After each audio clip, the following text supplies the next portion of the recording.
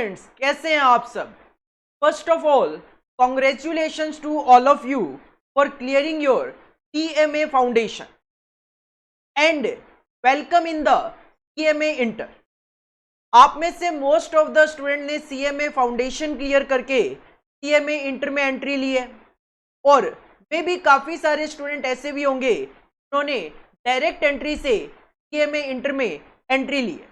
तो जिन्होंने भी फाउंडेशन से इंटर में एंटर किया है या डायरेक्ट एंट्री में एडमिशन लिया है, congratulations to all of you and welcome in the CMA inter.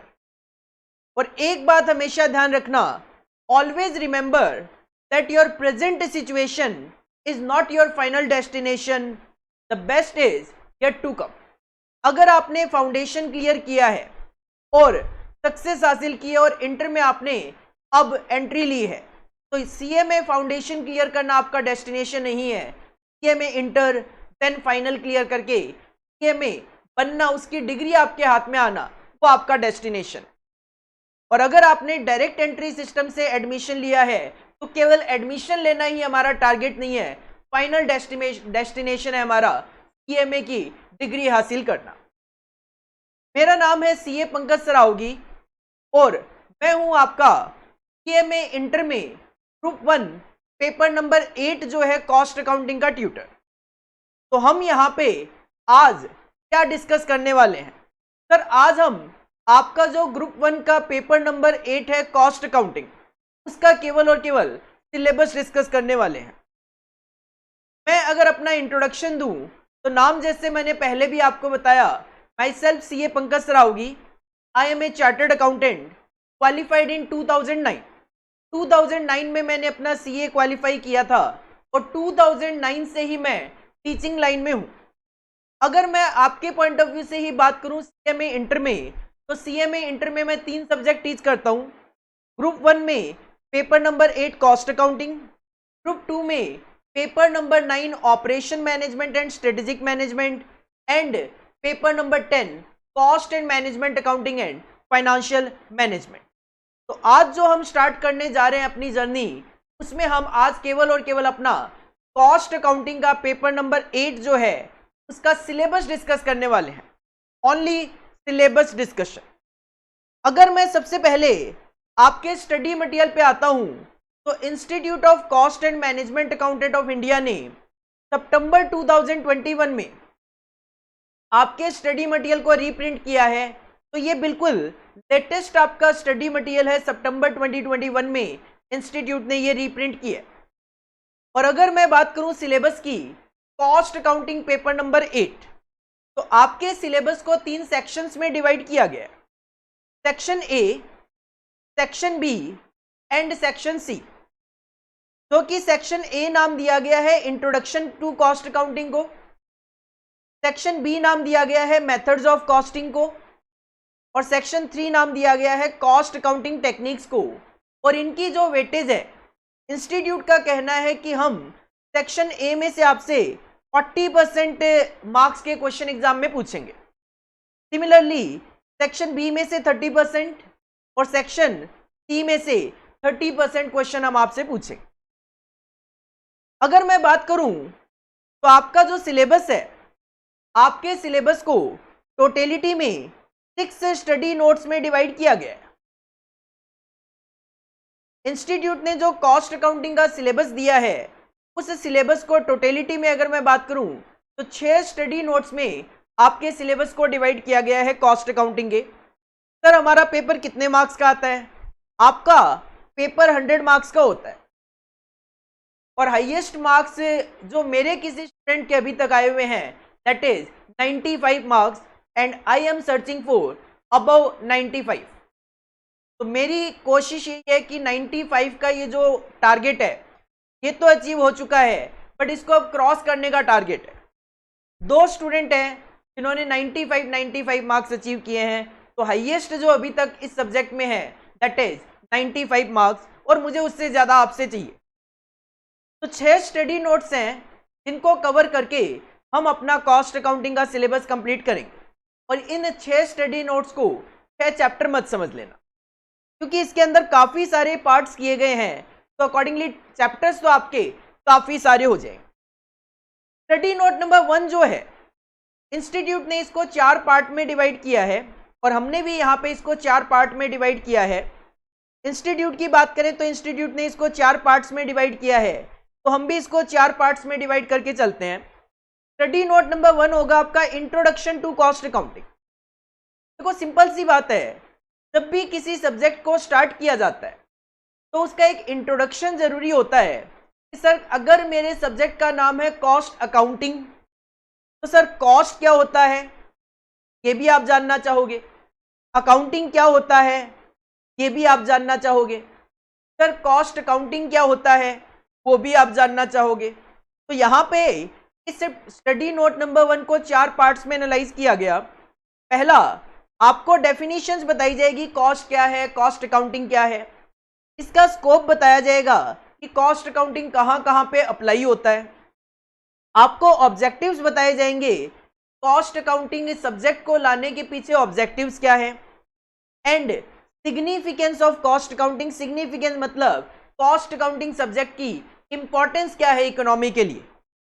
साथ में हम इसको कंपेयर करेंगे बाकी ब्रांचेज ऑफ अकाउंटिंग के साथ, तो हम कॉस्ट अकाउंटिंग को कंपेयर करेंगे फाइनेंशियल अकाउंटिंग के साथ और मैनेजमेंट अकाउंटिंग के साथ। तो स्टडी नोट नंबर 1 का जो पार्ट 1 होगा उसमें हम कुछ डेफिनेशंस, कॉस्ट अकाउंटिंग का स्कोप, कॉस्ट अकाउंटिंग के ऑब्जेक्टिव्स, कॉस्ट अकाउंटिंग की इंपॉर्टेंस और उसका मैनेजमेंट अकाउंटिंग और फाइनेंशियल अकाउंटिंग के साथ क्या रिलेशन है, क्या कंपैरिजन है, वो हम डिस्कस करें। सिमिलरली स्टडी नोट नंबर 1 का जो पार्ट 2 होगा उसमें हमें अंडरस्टैंड करना है कुछ टर्म्स हमें यहाँ पे अंडरस्टैंड करनी है, that is cost object, cost centres, cost unit, elements of cost.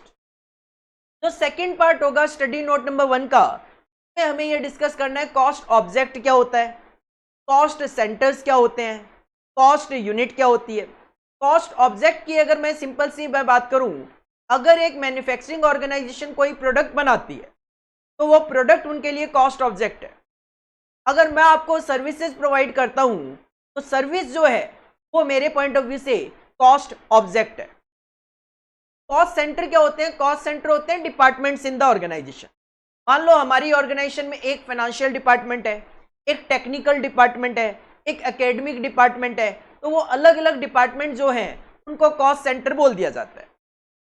Cost unit क्या होती है, कॉस्ट यूनिट की अगर मैं बात करूं, किसी भी कॉस्ट को मेजर करने की यूनिट।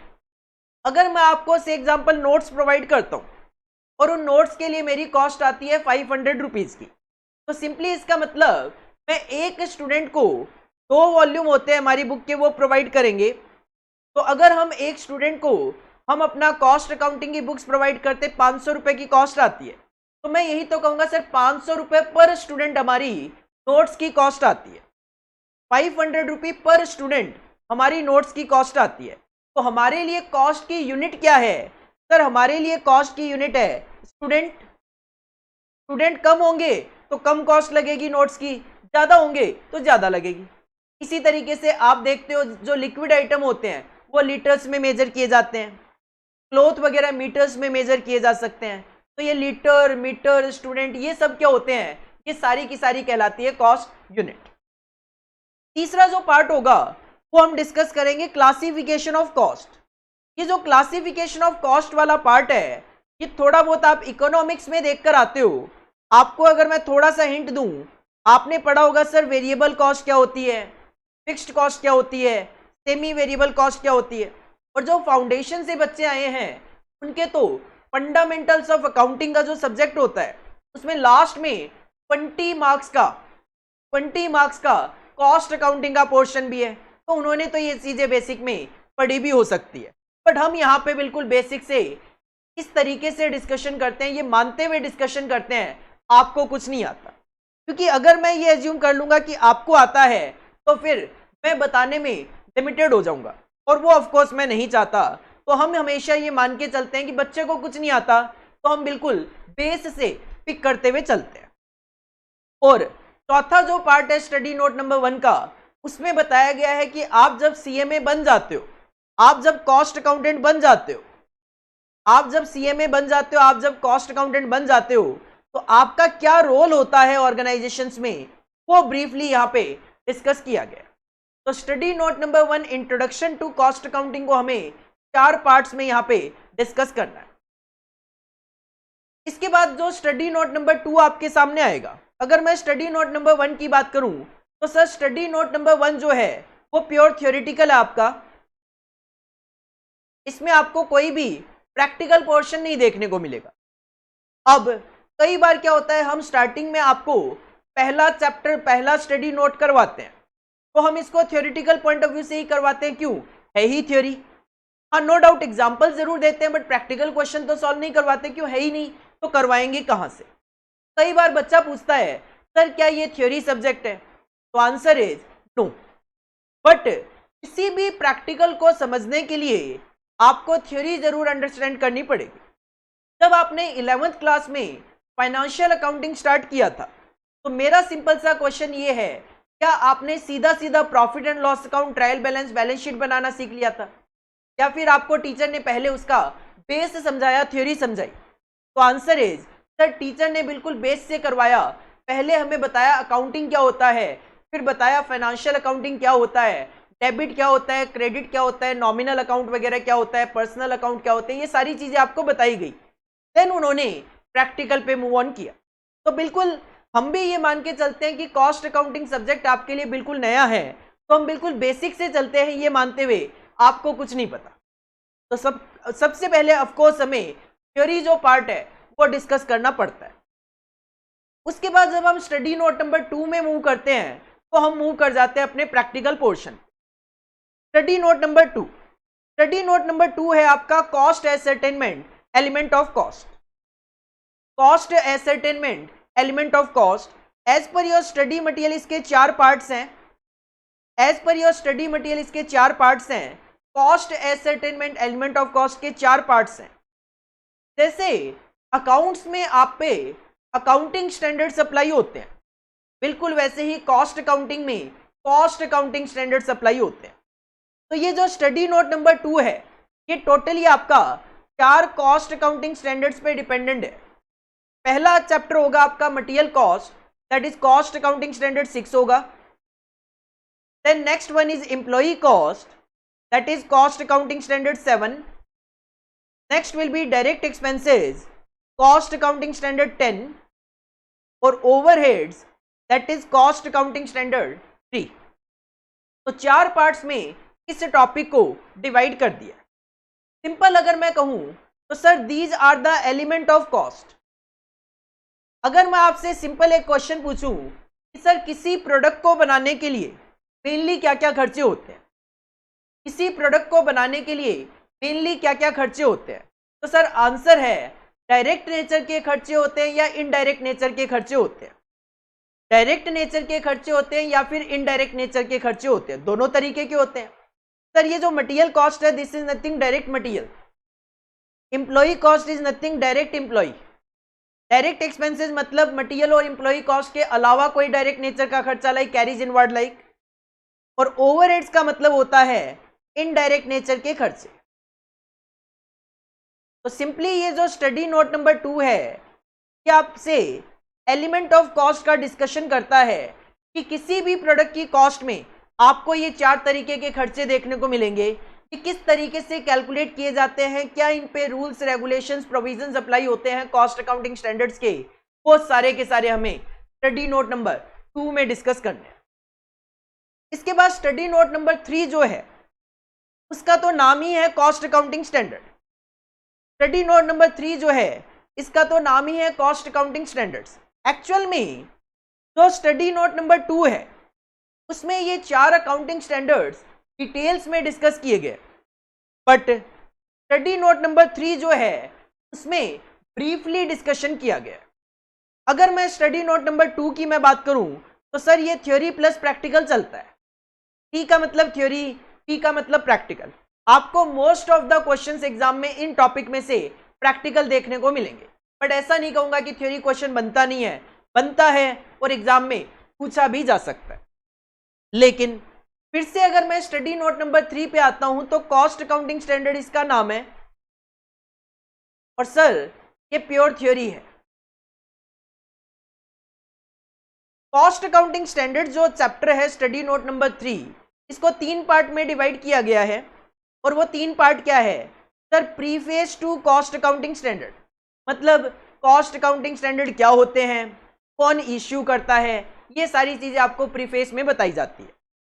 देन आपको बताया जाएगा objective and functions of cost accounting standard board.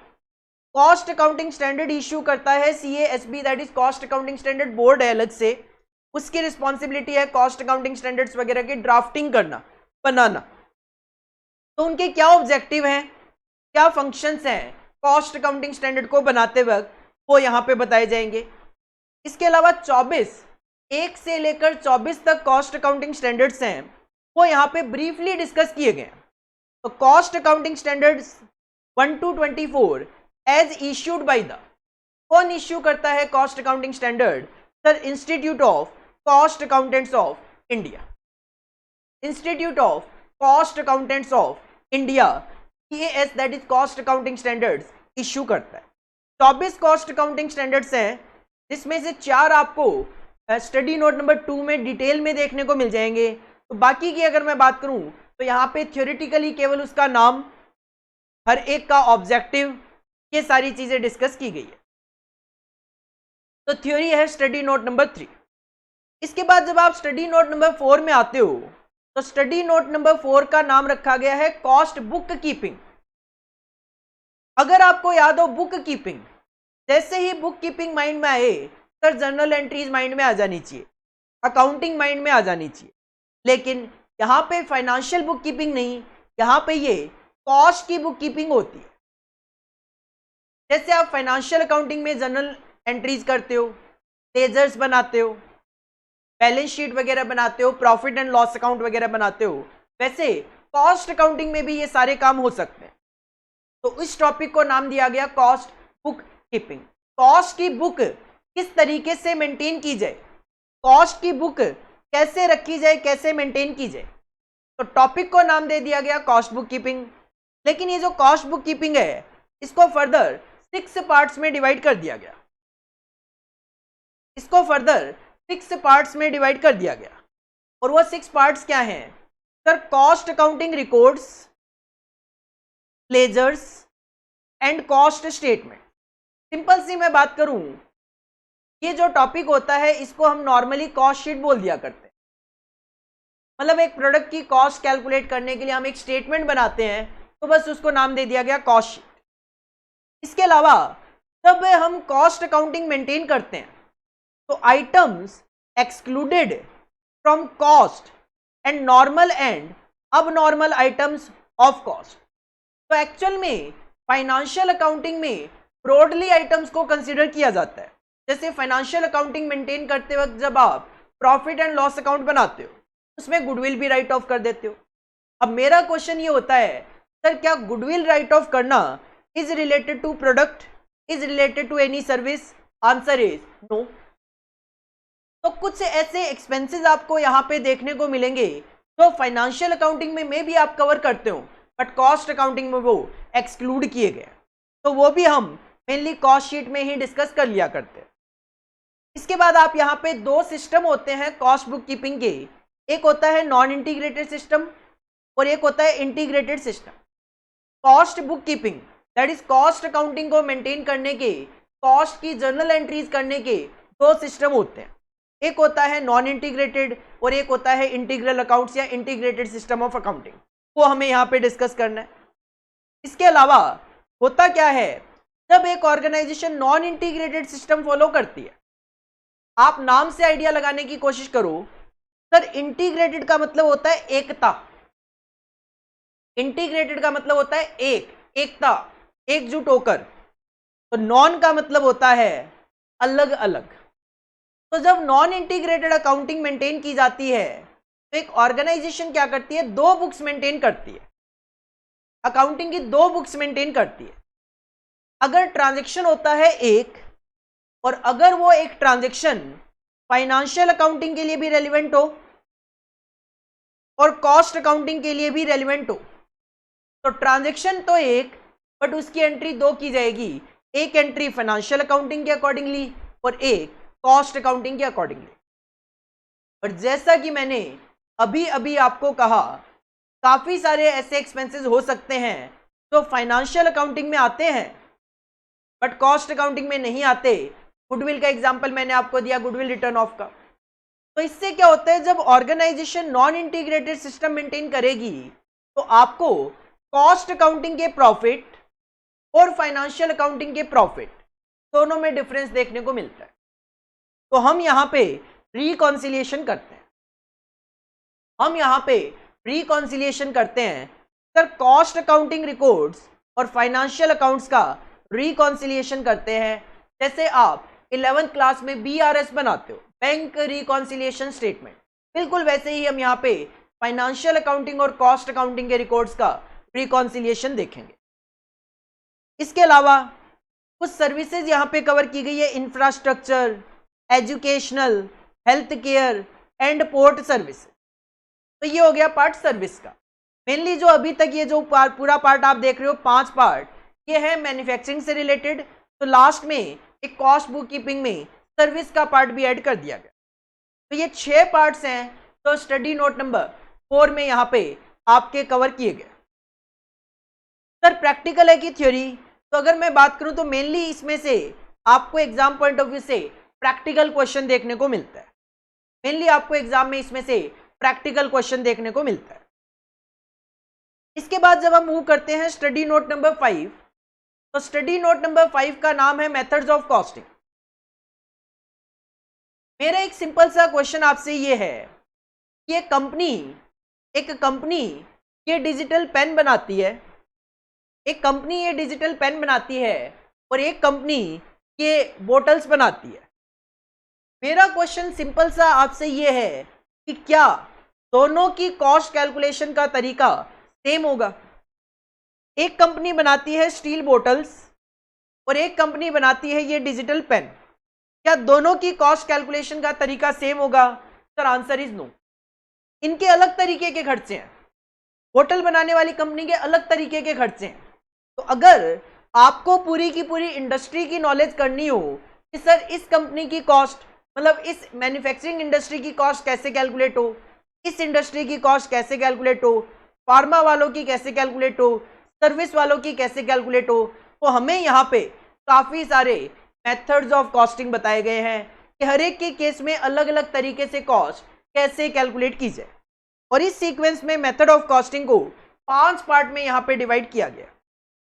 Method of costing का जो स्टडी नोट है वो 5 पार्ट में यहाँ पे डिवाइड किया गया है, और वो 5 पार्ट है। पहला है जॉब कॉस्टिंग, दूसरा है बैच कॉस्टिंग, तीसरा है कॉन्ट्रैक्ट कॉस्टिंग, चौथा है प्रोसेस कॉस्टिंग जिसमें as per your study material joint and by product covered है, और फिफ्थ आपको देखने को मिलेगा operating costing also non as service costing. Job costing वहां पे अप्लाई होता है जहां पे कोई छोटा मोटा काम जॉब बेसिस पे होता है। जैसे आप एक कारपेंटर के पास जाते हो और आप कहते हो मुझे 2 चेयर्स बना के दे दो इस तरीके की, 2 टेबल बना के दे दो इस तरीके की। तो जब कोई पर्सन आपके स्पेसिफिकेशन के अकॉर्डिंगली कोई काम करके देता है तो वो कवर किया जाता है जॉब कॉस्टिंग के अंदर, मतलब वो आपके स्पेसिफिकेशन के अकॉर्डिंगली जॉब कर रहा है। बैच कॉस्टिंग तब अप्लाई होता है जब एक ऑर्गेनाइजेशन बैचेज में प्रोडक्शन करती है, एक बैच में 100 यूनिट, एक बैच में 1000 यूनिट, इस तरीके से। कॉन्ट्रैक्ट कॉस्टिंग अप्लाई होता है कंस्ट्रक्शन इंडस्ट्री पे। प्रोसेस कॉस्टिंग नॉर्मली उन ऑर्गेनाइजेशन पे अप्लाई होता है तो अपना प्रोडक्शन एक से ज्यादा प्रोसेस में कंप्लीट करे। प्रोसेस कॉस्टिंग नॉर्मली वहां पे अप्लाई होता है जहां पे एक ऑर्गेनाइजेशन अपने प्रोडक्ट को एक से ज्यादा प्रोसेस में कंप्लीट करे। जैसे रेमंड कंपनी अगर शर्ट बनाए तो मान ले वो मार्केट से कॉटन लेकर आए तो सबसे पहले कॉटन से थ्रेड बनाना पड़ेगा, फिर थ्रेड से क्लॉथ बनाना पड़ेगा, फिर क्लॉथ से शर्ट बनेगा। तो रेमंड तो मार्केट में क्लॉथ भी बेचती है, तो वो ये जानना चाहती है कि क्लॉथ तक की मेरी क्या कॉस्टिंग है, और अगर वो शर्ट तक जाती है, शर्ट बनाती है, तो वो जानना चाहेगी शर्ट बनाने तक की क्या कॉस्टिंग है। तो जब एक से ज्यादा प्रोसेसेस में आप प्रोडक्ट कंप्लीट करते हो तो उस सिचुएशन में प्रोसेस कॉस्टिंग यूज किया जा सकता है for calculation of cost. Joint product by product ये वहां पे अप्लाई होता है जहां पे आप एक प्रोसेस में एक से ज्यादा प्रोडक्ट बनाते हो, एक प्रोसेस में एक से ज्यादा प्रोडक्ट बनाते हो। जैसे क्रूड ऑयल होता है, क्रूड ऑयल से पेट्रोल भी बनता है और डीजल भी बनता है। तो एक प्रोसेस में अगर आप एक से ज्यादा रॉ मटेरियल से अगर आप एक से ज्यादा तरीके के प्रोडक्ट एक सिंगल प्रोसेस में बनाते हो तो उस सिचुएशन में आप जॉइंट प्रोडक्ट बाई प्रोडक्ट का कॉन्सेप्ट यूज कर सकते। और हम लोगों के लिए अलग से मेथड दिया गया, दैट इज सर्विस कॉस्टिंग। हम लोग मतलब सर्विस प्रोवाइड करने वालों के लिए अलग से एक मेथड ऑफ कॉस्टिंग है, that is known as service costing. और यहां पे आपके सिलेबस में सर्विस कॉस्टिंग में केवल 3 सर्विसेज कवर्ड है। One is transport, one is hotel and one is hospital. केवल और केवल 3 सर्विसेज आपके सिलेबस में कवर की गई। सर इनमें से हमारे एग्जाम में प्रैक्टिकल क्वेश्चन आता है कि थ्योरी? तो मोस्ट ऑफ द केसेस में एग्जाम में आपके इनमें से प्रैक्टिकल क्वेश्चन देखने को मिलता है। ये जो स्टडी नोट नंबर 5 के आप ये टॉपिक्स देख रहे हो, इसकी वेटेज है 30%। कि मैंने आपको स्टार्टिंग में बताया था, मैंने आपको स्टार्टिंग में यहां पे दिखाया था कि as per institute method of costing की वेटेज 30% है। तो पहले जो 4 स्टडी नोट है, अभी आगे लिखा हुआ भी आएगा, मैं बताऊंगा आपको, लिखवाऊंगा। पहले जो 4 स्टडी नोट है उनकी वेटेज है 40%। एक सिंगल स्टडी नोट नंबर 5 की वेटेज है 30%। सिमिलरली अगर मैं बताता हूं स्टडी नोट नंबर 6 जो कि आपका लास्ट स्टडी नोट होता है, कॉस्ट अकाउंटिंग टेक्निक, को 3 पार्ट में डिवाइड किया गया है, तो इसकी भी वेटेज 30% है। इसकी भी वेटेज 30% है। और इसमें से भी मेनली आपको प्रैक्टिकल क्वेश्चन देखने को मिलता है। तो सर स्टडी नोट नंबर 6 का नाम है cost accounting techniques. Techniques normally तब बोला जाता है जब बात आ जाती है डिसीजन मेकिंग।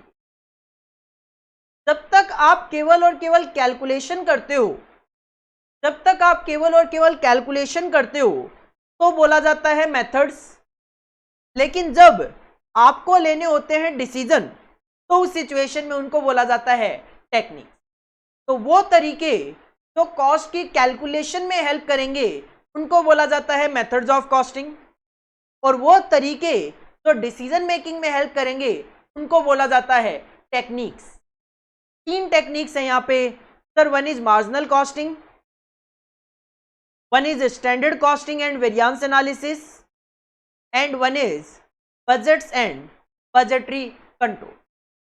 मार्जिनल कॉस्टिंग में ऑर्गेनाइजेशन इस तरीके के डिसीजन लेने की कोशिश करती है, अगर हमारे पास कोई भी ऑफर आता है तो क्या हमें उसको एक्सेप्ट करना चाहिए या नहीं करना चाहिए। स्टैंडर्ड कॉस्टिंग में एक ऑर्गेनाइजेशन पहले से कॉस्ट के लिए स्टैंडर्ड सेट कर लेती है कि नेक्स्ट मंथ अगर हम प्रोडक्शन करेंगे तो क्या कॉस्ट इनकर होनी चाहिए, और जब एक्चुअल में प्रोडक्शन हो जाता है तो वो देखती है एक्चुअल में हमारी क्या कॉस्ट इनकर हुई।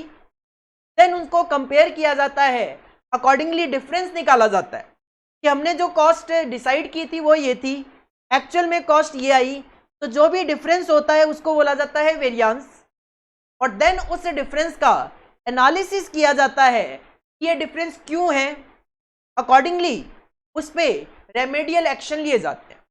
सिंपल सी बात है, अगर एक ऑर्गेनाइजेशन ये डिसाइड करे कि हमारी 10 रुपए की कॉस्ट आएगी और एक्चुअल में 12 रुपए की कॉस्ट आ जाए, तो ये जानना बनता है सर 2 रुपए की एक्स्ट्रा कॉस्ट क्यों आई।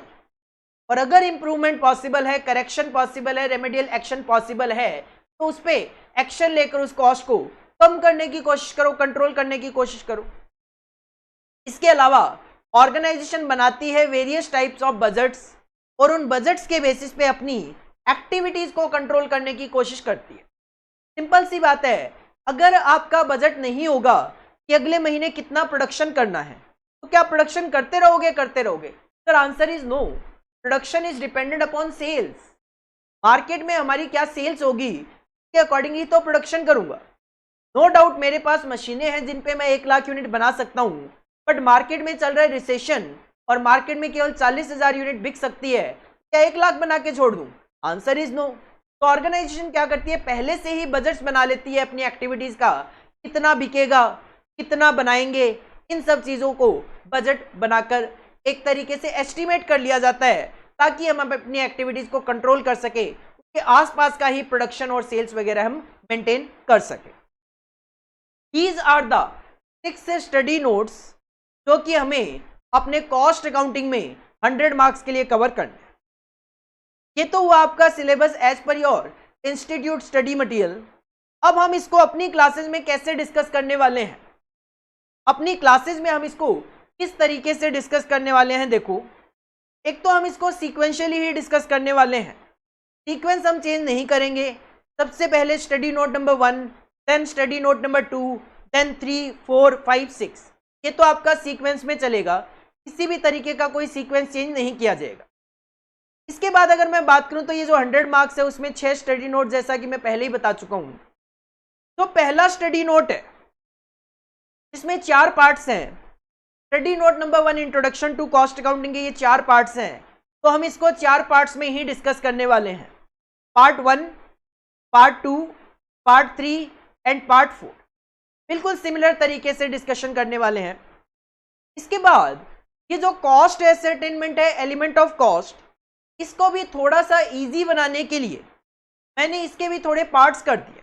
लाइक ये जो सबसे पहला आपका टॉपिक होगा material cost, cost accounting standards, इसको हम 2 पार्ट में डिस्कस करेंगे। पहला मटेरियल कॉस्ट के नाम से और दूसरा वैल्यूएशन ऑफ मटेरियल के नाम से, ताकि वैरायटीज ऑफ क्वेश्चन जो हैं मटेरियल कॉस्ट में भी वो 2 पार्ट में बढ़ जाए और चीजों को हम ज्यादा बेटर तरीके से अंडरस्टैंड कर सकें। सिमिलरली ये जो नेक्स्ट पार्ट है आपका employee cost, cost accounting standard 7, इसको भी हम 2 पार्ट में यहां पे डिस्कस करेंगे।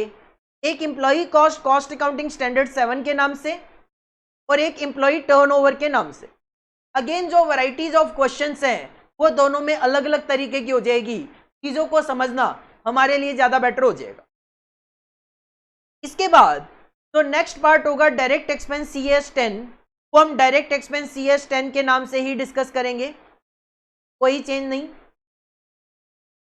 इसके बाद जो नेक्स्ट पार्ट है कॉस्ट अकाउंटिंग स्टैंडर्ड 3 ओवरहेड्स का, इसको हम 2 पार्ट में यहां पे डिस्कस करेंगे। इसको हम यहां पे 2 पार्ट में डिस्कस करेंगे, 2 पार्ट्स में डिस्कस करेंगे। पार्ट 6 और 7 होगा हमारे नोट्स के अकॉर्डिंगली। ओवरहेड्स पहला तो पार्ट होगा, that is cost accounting standard 3, और एक अलग variety of question comprehensive machine our. इनको अलग अलग करने के पीछे पर्पज ये है, इसमें जो आप क्वेश्चन देखोगे मटेरियल कॉस्ट CS 6 में, ये बिल्कुल डिफरेंट क्वेश्चन है वैल्यूएशन ऑफ मटेरियल के। एम्प्लॉय टर्नओवर में जो आप क्वेश्चन देखेंगे वो बिल्कुल डिफरेंट होंगे एम्प्लॉय कॉस्ट CS 7 से। ओवरहेड में जो क्वेश्चन देखेंगे उससे बिल्कुल डिफरेंट होंगे मशीन आवर रेट के। तो जब डिफरेंट टाइप ऑफ क्वेश्चन है तो मैंने सोचा इसको अगर अलग अलग कर दिया जाए, कहीं ना कहीं बच्चे ज्यादा बेटर तरीके से अंडरस्टैंड कर पाएंगे। और इसका कहीं ना कहीं मुझे पास्ट में बच्चों से रिस्पॉन्स भी रिसीव हुआ है, सर आप ये जो पार्ट्स में करवाते हो चैप्टर्स, इससे चैप्टर को कंप्लीट करना और समझना काफी ज्यादा इजी हो जाता है। तो इस वजह से हम इन चीजों को आगे भी कंटिन्यू कर रहे हैं। अदरवाइज करने को हमें तो आपका सिलेबस करवाना है, भले अलग अलग करके करवाएं या साथ में करवाएं, सिलेबस तो कवर होना ही है। बट चीजों को जितना ज्यादा अलग अलग कर लिया जाएगा उतना ज्यादा हम को इजीली अंडरस्टैंड भी कर सकते हैं और चीजों को रिवाइज करते वक्त भी चीजें इजीली और कम टाइम में रिवाइज हो जाती है। इसके बाद जब हम स्टडी नोट नंबर 3 में आएंगे, कॉस्ट अकाउंटिंग स्टैंडर्ड है, इसको हम अपनी क्लासेस में सिंगल पार्ट में रिवाइज कर लेते हैं या सिंगल पार्ट में डिस्कस कर लेते हैं। क्यों? क्योंकि ये एक छोटा सा टॉपिक है, 191 से ये स्टार्ट होता है और 204 पेज पे ये फिनिश हो जाता है। तो बहुत ज़्यादा लेंथी टॉपिक नहीं है, अलग अलग भी मैं इसमें बात करूँ ऐसा सच कुछ नहीं है, हमें मेनली इसमें थ्योरेटिकल डिस्कशन करना होता है। तो CS इसमें आपको 1 से लेकर 24 तक देखने को मिलेंगे। ये थ्योरी आप इस 2 को थ्योरी प्लस प्रैक्टिकल बोल सकते हो या केवल प्रैक्टिकल भी बोल सकते हो।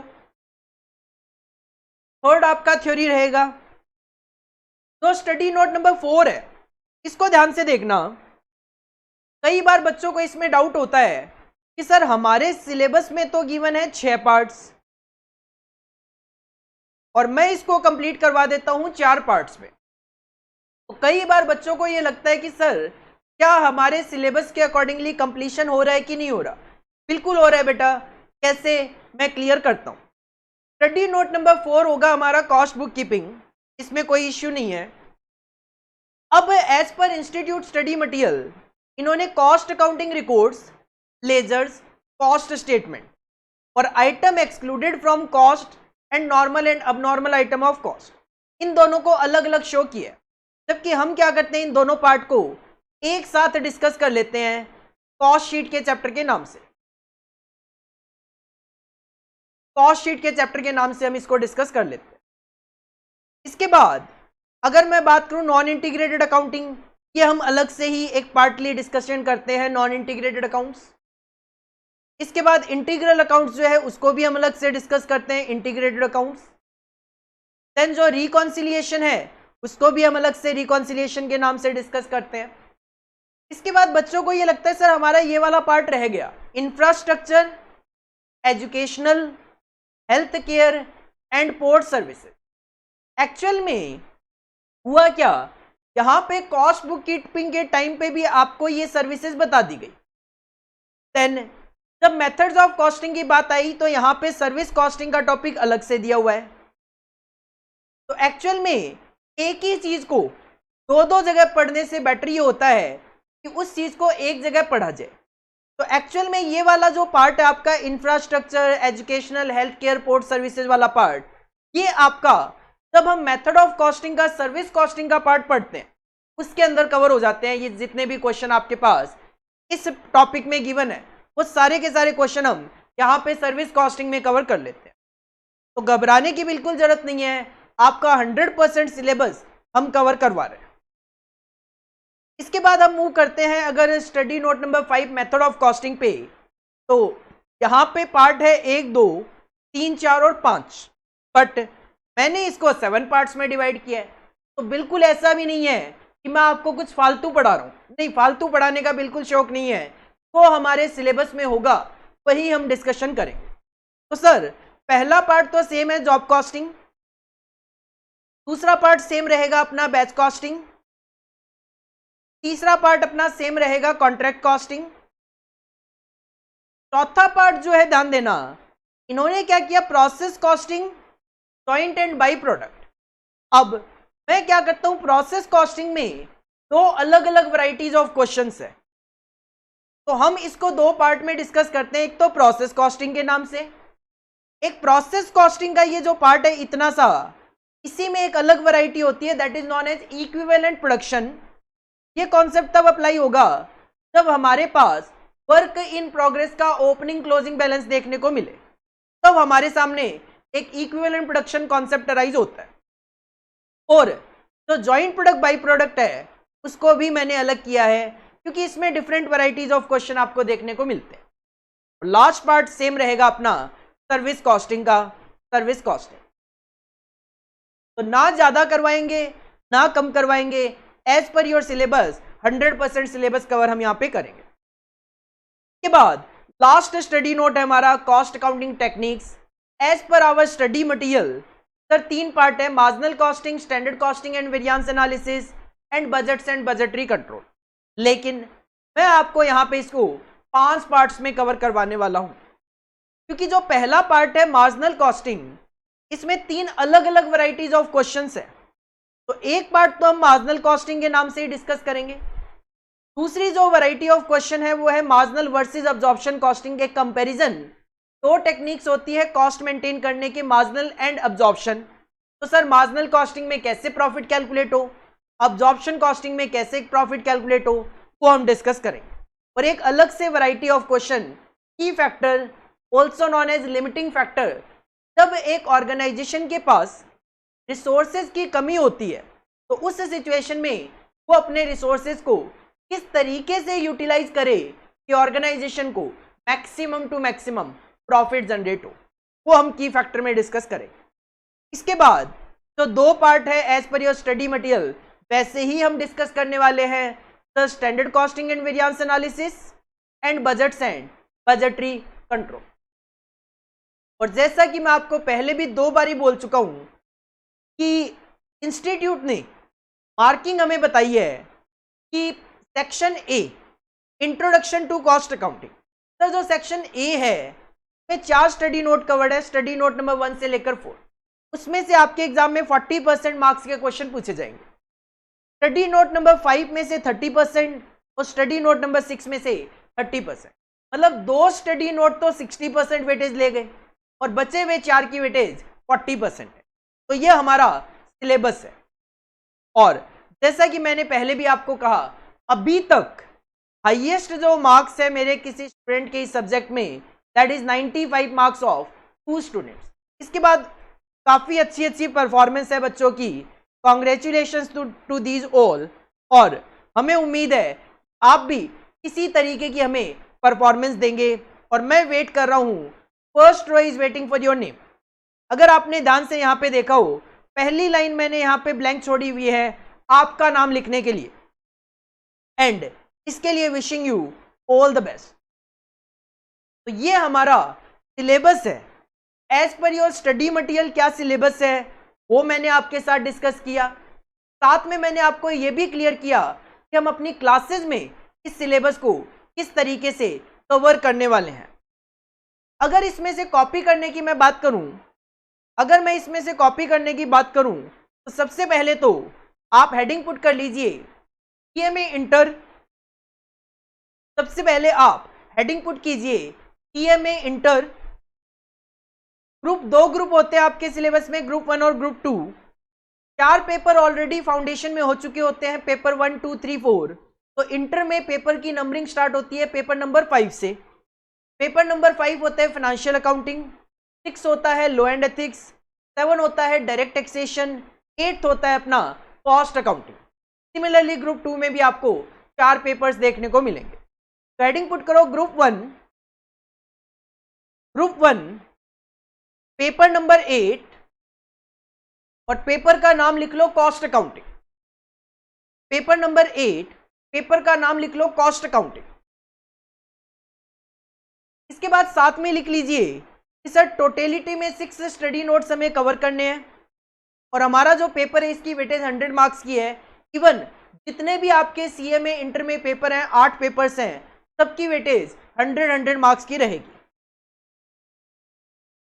इसके बाद मैंने आपको ये आपका सिलेबस बताया है, लेकिन आपको ये कॉपी करने की जरूरत नहीं है। आप यहां से कॉपी कर लीजिए कि सर ये स्टडी नोट्स हैं 6 और इनको हम इस तरीके से पार्टली डिस्कशन करने वाले हैं। तो ये जो 3 स्लाइड्स आपके सामने आई है स्टडी नोट और उनके पार्ट्स की, इसको आप कॉपी कर लीजिए ताकि आपके माइंड में क्लियर रहेगा। ये थ्योरी है 2BTP, 3rd थ्योरी है, 4th की मैं बात करूं प्रैक्टिकल एक्सपेक्ट कर सकते हैं, 5th में भी प्रैक्टिकल एंड 6th में भी प्रैक्टिकल। और ये हो गई आपकी इंस्टीट्यूट के अकॉर्डिंगली मार्किंग। क्या आप कॉपी कर लीजिए 3 slides.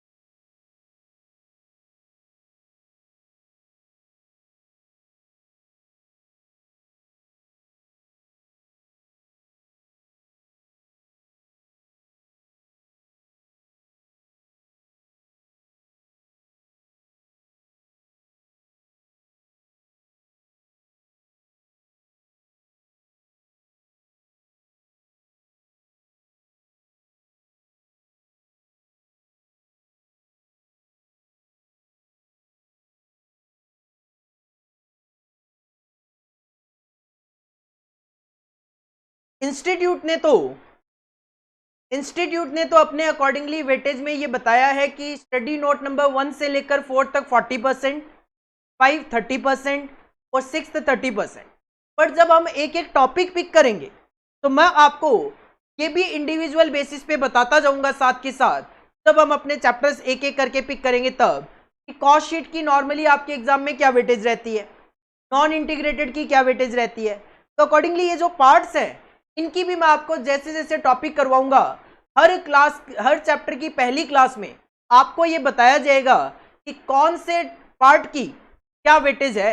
As per the past experience जितने भी अभी तक एग्जाम पेपर्स हुए हैं उसके अकॉर्डिंगली हम आपको साथ के साथ बताएंगे किस टॉपिक में से कितने मार्क्स के क्वेश्चन एग्जाम में पूछे गए हैं और हम फ्यूचर में क्या वहां से एक्सपेक्टेशन रखते हैं।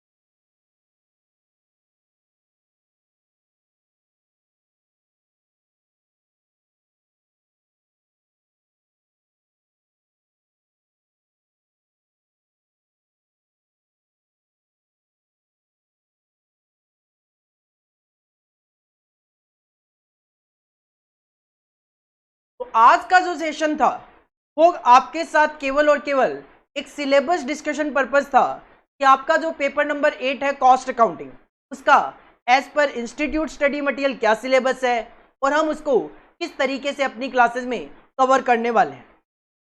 तो this is all about for today's video. Next video में हम अपना फॉर्मली सिलेबस स्टार्ट करेंगे, that is study note number 1 का पार्ट 1 जो है definition, scope, objective, significance of cost accounting and it's relationship with financial accounting and management accounting. तो आज के लिए बस इतना ही, मिलते हैं नेक्स्ट क्लास में।